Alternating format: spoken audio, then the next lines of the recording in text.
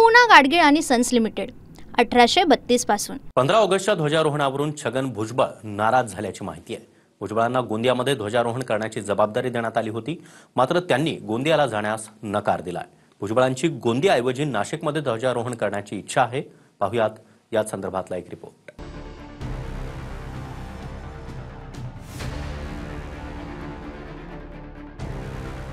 15 ऑगस्टला ध्वजारोहण करण्यावरून छगन भुजबळ नाराज असल्याची माहिती आहे। 15 ऑगस्टला ध्वजारोहणासाठी राज्य सरकारच्या सामान्य प्रशासन विभागानं मंत्र्यांची यादी जाहीर केली होती। या यादीनुसार गिरीश महाजनांना नाशिकमधल्या ध्वजारोहणाची तर भुजबळांना गोंदियातल्या ध्वजारोहणाची जबाबदारी देण्यात आली होती। मात्र भुजबळांना नाशिकमध्ये ध्वजारोहण करण्याची इच्छा आहे। गोंदियात ध्वजारोहण करण्यासाठी ते इच्छुक नाहीत। त्यामुळे सरकारनं आता गोंदियातल्या ध्वजारोहणाची जबाबदारी मंत्री मंगलप्रभात लोढा यांच्याकडे दिली। हे झेंडावंदनाकरता केलेली व्यवस्था असतं। प्रत्येक जिल्ह्याला पालकमंत्री, माझ्याकडे 2 जिल्हे अमरावती आणि नागपूर। अमरावतीला कोणाला तरी मंत्री मोजायला पाठवावं लागेल, मला नागपूर करावं लागेल। ज्यांच्याकडे 2 जिल्हे आहेत, ज्यांच्याकडे समजा आता रायगड आणि नाशिकला पालकमंत्री पदाचा तिढा आहे, तर हा सुटेपर्यंत पर्यायी व्यवस्था आपण झेंडावंदनाची करतो। पण जेव्हा आपण राज्य म्हणून काम करतो तर मी सिंधुदुर्गमध्ये जावंच लागेल। आज मला महसूल काम करायचं आहे, मला जर उद्या मुख्यमंत्र्यांनी पाठवलं तर नंदुरबारला मला जावं लागेल। शेवटी माननीय मुख्यमंत्री राज्याचे हे शेवटी जे ठरवतात, राज्याचे मुख्यमंत्री शेवटी अंतिम निर्णय घेतात। त्यामुळं ज्यांना जिकडे जिकडे पाठवलं असेल तिकडे जावं लागेल, मलाही जावं लागेल। नाशिकच्या पालकमंत्री पदाचा वाद अद्यापही मिटलेला नाही। नाशिकच्या पालकमंत्री पदासाठी गिरीश महाजन आणि दादा भुसे इच्छुक आहेत।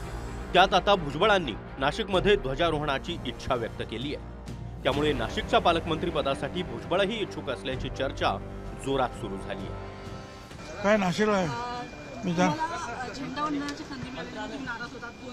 तुला कोणी मी काही नाराज वगैरे काही नव्हतो। काय तुम्ही उगीच काहीतरी चुकीची काहीतरी स्टोरी लावू नका। पुन्हा सांगतो, मी नाराज वगैरे काही नव्हतो। मी सांगितलं मला गोंदियाला जाणं शक्य नाही, त्यामुळे त्यांनी माननीय लोढा यांना गोंदियाला ते पाठवतायत। संपला विषय। खरंच आहे, भुजबळ साहेबांना गोंदियाला पाठवतायत। एवढे सिनियर मोठे नेते आहेत आपल्या राज्याचे, ते बरोबर आहे तुमचं सिनियरिटी वाईज भुजबळ साहेबांनी नाशिकलाच करायला पाहिजे, अगदी बरोबर आहे त्यांचं। आणि एवढ्या वयाचा अनुभवाचा उपमुख्यमंत्री राहिलेले ते राज्याचे, खूप मोठा अनुभव आहे भुजबळ साहेबांचा, अगदी बरोबर आहे। भुजबळ साहेबांनी नाशिकलाच केलं पाहिजे झेंडावंदन। त्यांच्या जागी मंगलप्रभात लोढा जाणार आहेत। आता काय सांगायचं, छगन भुजबळ फार ज्येष्ठ नेते, ते खरं म्हणजे त्यांनी खूप सहन करतात असं मला वाटतं। ते त्यांनी एवढं सहन नाही केलं पाहिजे। काय कशा करता सहन करायचं त्यांनी? एवढे अवहेलना शब्द वापरतो आपल्या या नेत्याची, नाशिकच्या नेत्याची एवढी अवहेलना तो सहन करतो, जनता नाही सहन करणार। रायगडच्या ध्वजारोहणाची जबाबदारी अदिती तटकरे यांच्याकडे देण्यात आली आहे। त्यावरून भरत गोगावले हे देखील नाराज झाले। ध्वजारोहण करणं म्हणजे पालकमंत्री पद मिळालं असं नाही, असंही गोगावले म्हणाले। झेंडावंदन झालं म्हणजे पालकमंत्री झाला अशातला भाग नाही आहे, कारण ते पहिलेच दिले होतं। त्यासाठी वरिष्ठांनी जो काही निर्णय घेतला आहे तो आम्हाला मान्य राहील, त्याबद्दल काही दुमत असण्याचं कारण नाही। म्हणजे तुम्ही पालकमंत्री पदावरती आजही ठाम आहात म्हणायचं? 100%। पण तिढा का सुटत नाही पालकमंत्री पदाचा? कारण जानेवारी महिन्यापासून हा विषय सुरू झालेला। होय, बघूया आता झेंडावंदन झाल्यानंतर कदाचित वरिष्ठ निर्णय करतील असं आम्हाला वाटतंय। रायगडचे पालकमंत्री भरत शेठच असतील आगामी काळामध्ये असं म्हणायचं? हा, आमची तर इच्छा आहे तीच, आणि वरिष्ठांची पण तेच म्हणणं आहे। तुमची इच्छा आहे ती पूर्ण होईल असं वाटतं? होय, होईल। नाशिकमध्ये गिरीश महाजन आणि दादा भुसे यांच्यामध्ये पालकमंत्री पदाचा वाद कायम असताना आता भुजबळांची त्यात एंट्री झाली आहे। भुजबळांनी नाशिकमध्ये ध्वजारोहणाची इच्छा व्यक्त केल्यानं सर्वांच्याच भुवया उंचावल्या। Bureau report, TV9 Marathi. Poona Gadgil आणि सन्स लिमिटेड 1832 पासून